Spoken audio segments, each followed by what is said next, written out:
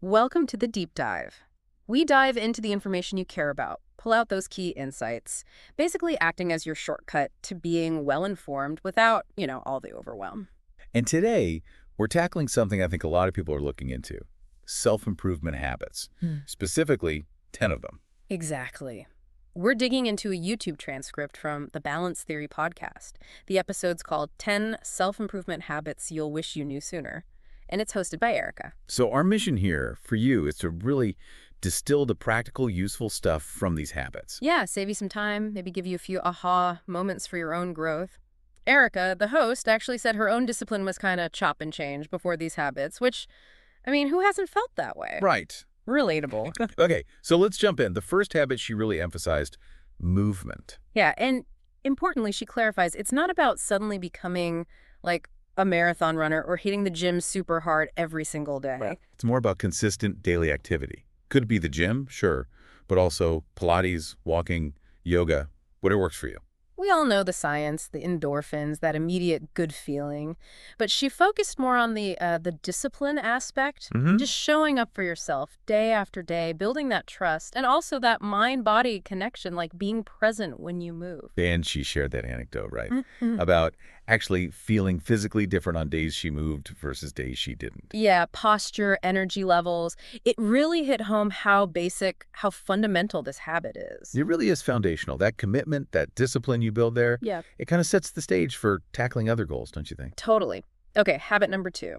She called this a golden pillar, the no phone rule. Yes.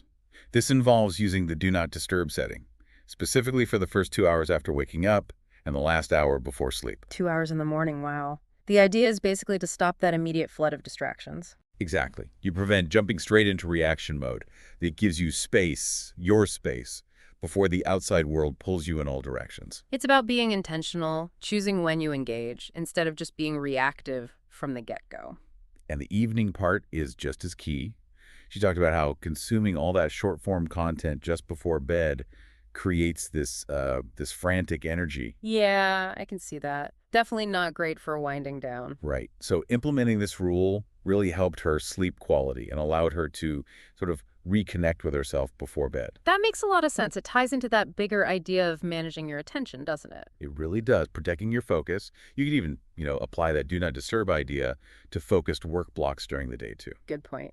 Okay, habit 3 is for the list lovers, the organizers out there, using apps for planning. Right. Organized planning. Yeah. Her point was that a scattered mind often leads to a kind of scattered reality, much like a messy room can affect your headspace. Yeah, environment matters, internal and external. And it's interesting, she mentioned she shifted from pen and paper to apps as her goals got bigger.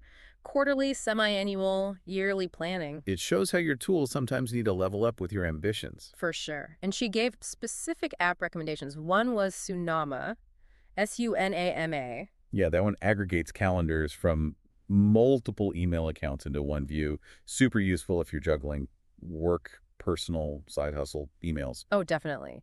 And the other was Cenly, Cenly, for booking meetings across time zone. Exactly. Handles all that conversion stuff. Very handy for international work. But she also kept it simple for the really big goals, right? Just a Google Doc. Yeah, sometimes simple is best for that overarching vision. Yeah. The main takeaway here is just being organized with your time so you actually know where it's going. And making sure it aligns with your goals. That leads to, well, peace of mind, ultimately. It's proactive. It sets you up to actually do the self-improvement stuff you want to focus on. Okay, number 4, preparing your own food. A big one. Focus on energy management and health. She did acknowledge the counter-argument, the convenience factor, especially somewhere like Dubai where ordering in is easy and maybe seems cheap. True, the convenience trap. But her focus was really on the impact of most takeaway food. The hidden sugars, preservatives, all the stuff that can actually drain your energy, even if it feels like a quick fix. Exactly. Comes back to fuel. What are you actually putting into your body? Healthy eating is the platform for everything else. You can't really pursue big goals if you're constantly feeling sluggish or unwell. Health is foundational. It underlines that element of conscious control. Choosing what you consume directly impacts your well-being and your ability to keep going. Makes total sense. Habit 5 then builds on that planning theme, using Sundays or your day off as a dedicated planning day. Yes, really structuring the start of the week. And it's quite comprehensive planning. Not just meetings, right. It was workload balancing, even pre-ordering groceries. Yeah, and she had a neat trick for groceries, planning and ordering them on Saturday. Yes. Oh, smart. Spreading the mental load. Exactly. So Sunday is purely about organizing the week ahead, scheduling the non-negotiables, getting clarity, creating that buffer. Buffer's a good word for when Monday inevitably throws curveballs at you. Right. It just sets you up to be less reactive and more in control from the start of the week. It's strategic. Very strategic. Okay, habit 6 takes us into learning. Constant education. Lifelong learning. She mentioned that saying, the more you know, the more you realize you don't know. Especially true in self-improvement, I think. Definitely. And the key is making it a regular habit, not just a random thing. Right. Podcasts, books, articles, papers, whatever format works. She gave her examples, like listening to podcasts on Monday treadmill walks. Or on a longer walk on Thursdays, building it into the routine. And I liked how she noted the topics change with life stages, like she was learning about pregnancy recently. Yeah, it adapts, but the core habit guarantees you're always evolving, always growing somehow. It really speaks to keeping that intellectual curiosity alive. Always wanting to understand more is a huge driver for personal development. Habit 7 gets a bit more internal. Having a mindful habit. She kept the definition pretty open. Yeah, which is good. The main idea is distraction-free time and space just for you. It goes beyond just the no-phone rule. So the no phone rule creates the boundary, and this habit is about what you do in that quiet space. Precisely. Could be meditation, journaling, just sitting quietly, a silent walk. Anything that allows you to connect inwards. Why is that so important? She mentioned avoiding operating from assumptions. Yeah, assumptions about how you're feeling or what you're thinking. It's about checking in, getting a real baseline of where you are now. You need that for any self-improvement work to be effective. Right. Can't fix something if you don't know what's actually going on inside. Exactly. Genuine self-awareness needs that regular introspection. Okay, habit 8 brings us back to practical action. Clear priorities. And she used a really helpful analogy. Garden analogy, yeah. Non-negotiables versus wants. Right. Non-negotiables are like the sun and water for your gardens. Health, relationships, fulfillment. Absolutely essential. And the wants are like the fertilizer. They enhance things, make them better, but they aren't the absolute basics for survival. She gave a great relationship example. Non-negotiables with her husband, quality time, like a date night, and phone-free dinners. Essential nourishment for the relationship garden. And the wants were things like a second date night or spending a whole morning together. Nice to have that add value. And the process is key. Build your week around those non-negotiables first. Lock them in. Then when you have spare time, you look at your wants list instead of just randomly filling time or saying yes to things you don't care about. It brings real intentionality to how you spend your free time, making sure it aligns with your core values. She mentioned a free resource, too. A talk and worksheet on this. We should definitely link that for people. Yeah, it sounds useful. It really emphasizes making sure your time reflects what truly matters to you. Okay, habit 9.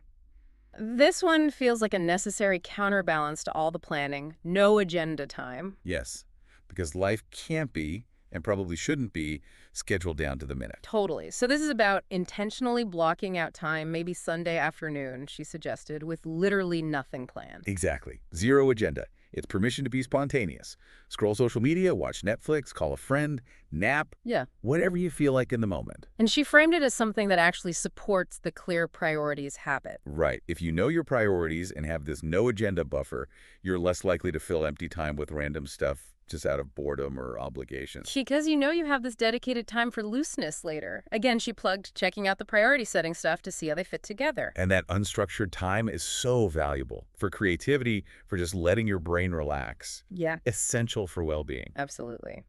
Which brings us to the final habit, number 10, which she called her favorite, flexibility. Ah, yes. Crucial, especially after talking so much about structure and planning. It's the antidote to rigidity, right? Life throws curveballs. Constantly. So your routine needs to bend, not break. Her example was choosing a walk instead of the planned gym session if you're feeling worn out or just need something different. Yeah, listening to your body and mind. She even mentioned postponing a recording block once because she just wasn't feeling it. And being organized actually enables this flexibility because you have a plan, you know what can be shuffled or rescheduled. Good point. It's not about throwing the plan out the window. It's about adapting it intelligently. It connects back to listening to your intuition too. And knowing the difference between your non-negotiables and your wants helps you make those flexible choices wisely. So the routine is there for clarity and support, not to be a prism. Exactly. It's about preventing burnout and making the whole self-improvement journey sustainable. Adapting is wisdom. It really is. Okay, so let's just quickly run through them one last time. We had movement, The no-phone rule, especially morning and night, organized planning, using apps potentially, preparing your own food for energy and health. using Sundays or your day off for dedicated planning, Constant education, lifelong learning. having a mindful habit, that inner check-in time, Being really clear on priorities, non-negotiables versus wants. scheduling some no-agenda time for spontaneity.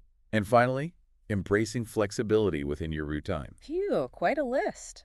And like Erica said, these are her habits right now. They might change. And that's the point for you listening, isn't it? Which of these resonate? Which feel like something you could actually weave into your life? Maybe take a second to think. What habits are already working well for you? What are your non-negotiables? Or which one of these 10 feels like the most helpful next step you could try? And maybe here's a final thought to chew on. How could intentionally building more flexibility within your structure actually help you be more consistent with your self-improvement in the long run?